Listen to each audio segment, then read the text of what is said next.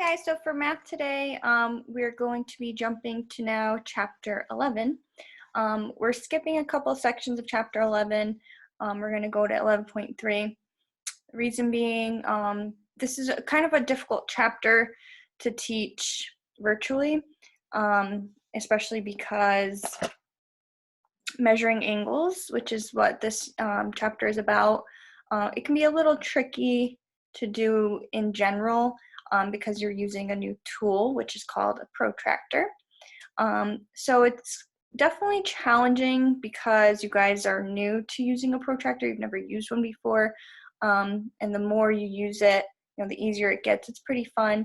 But because we know you guys don't have protractors probably at home, so we're going to not really be focusing on creating or drawing angles like we would have in school normally, but we're going to teach you at least how to use a protractor and how you can measure angles using one.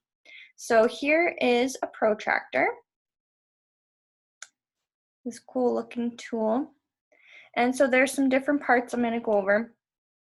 This is what we call the arm of the protractor. It helps me with measuring an angle. Another thing to look at, there's a lot of numbers. And there's two sets of numbers. One goes from 10 to 180 from left to right, and the other goes from 0 to 180 this way from right to left.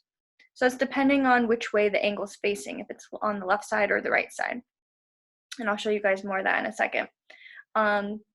This center part is kind of where you want to put the vertex, so that middle point of an angle. You want to make sure you line up the point with that. And then you line up this, see this dotted line down here? That's where you line up the first arm of like an angle. And then you use this to line up the second arm of the angle. So we'll look at that for in a second. So that's a protractor. I want to show you guys how to use this. I tried connecting my document camera to the laptop so that you guys could actually see me drawing angles, but it wasn't working. So I think what I'll do is probably make a different video and use a different device to try to show you guys how you can use this to draw angles, even though that's not really something you're going to be doing, but just to kind of show you. So first let's talk about how to use a protractor.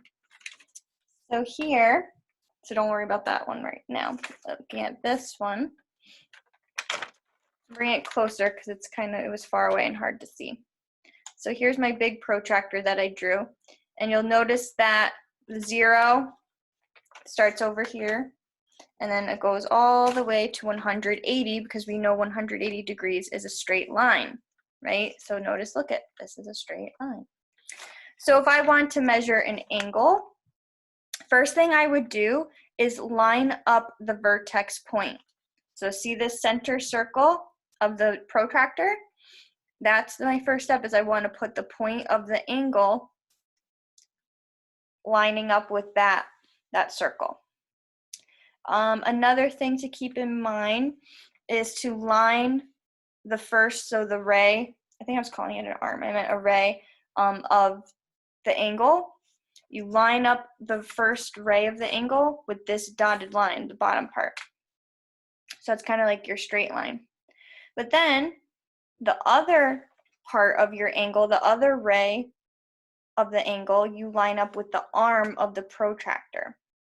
So if this was, if I had a 40-degree angle right here, and I'm using my protractor to measure that angle to find how many degrees it is, I'd use the arm, and if the angle ended here, I would read, okay, so then the angle is 40 degrees because it lines up right here on the protractor. So that's pretty much it for the basics, but also think about too how to read it. So usually protractors go up in increments for the numbers by 10. It skips a line, but it's really by fives. So this would be 5, 10, 15, 20, 25, 30, 35, 40, and it goes all the way to 180. So even though the numbers count by tens, you have to keep in mind that that middle line, even though it doesn't have a number under it, it's by 5. So it'll go up by 5, so that would be 15. So if you jump over a line, that's counting by tens, but each line is counting by 5s. And sometimes even protractors have lines in between, so that would go like by 1 degree. So this could be like 41 degrees if it was just like a tiny little tick mark to the left. So another thing I wanted to show you for how to use a protractor, sometimes angles face in different ways, right? An angle that's make a cute little angle. So this one is facing to the right, but I could also have an angle facing to the left. So sometimes angles face different directions, right? So what happens then, how that changes using my protractor?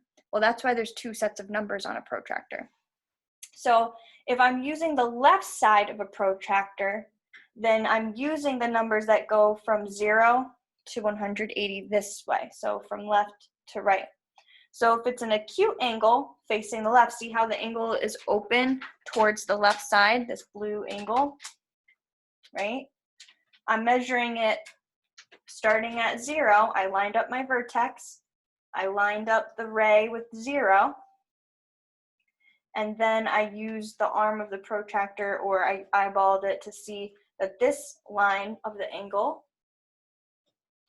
matches up with that tick mark that says 40 degrees. So this is a 40-degree angle.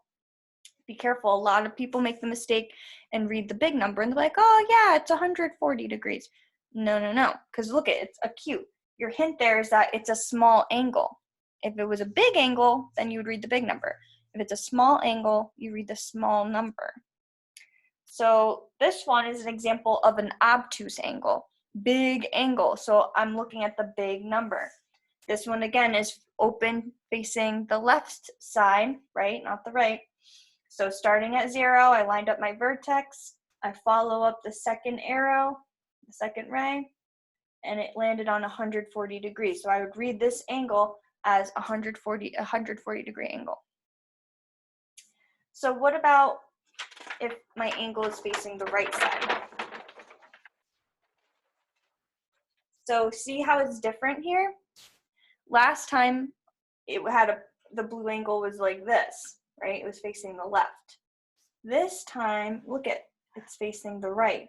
Is it still a small angle? Yeah, it's just facing a different direction. So it's still an acute angle, it's still a small angle, but now instead of using 0 to 180 this way, look at how it changed, 0 to 180 this way. So it's like opposite. So when I'm measuring an angle, an acute angle, on the right side, I start at 0, I line up my vertex, I follow the line up, and it lands on 40 degrees. So that's an acute angle, 40 degrees. Obtuse angle on the right side, I would start with 0 on the right side, lined up my vertex point, follow the arrow up, and found it's 140 degrees. And it's an obtuse angle because it's big. So it's kind of your hint if you're like, I don't remember. Do I look at the small number or do I look at the big number? Well, look at your angle.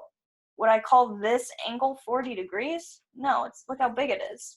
Would I call this angle 140 degrees? No, because look how small it is. Remember, keep in mind that a 90-degree angle, anything less than that is acute. Anything bigger than that is obtuse. So you want to think big numbers, big angles, small numbers, small angles. So that's how to use a protractor. I showed you what a protractor is and the difference between the left and the right side of a protractor. So the last thing I wanted to show you then would be how I can use this tool to not only measure angles, but I can draw them too. So I'd like to show you guys that maybe in another video I'll attach to this link. So now your assignment is to do the exit slip relating to 11.3. You'll be shown some angles that already have a protractor on it, and you just have to read it. You just have to read what degrees the angle is showing. And then you will go on Think Central. Think Central will have some questions on there too, similar relating to that, and some extra stuff on the other optional sites if you'd like to do that. So if you guys have any questions, let me know. That's pretty much it. So thank you for watching, and I will see you guys later.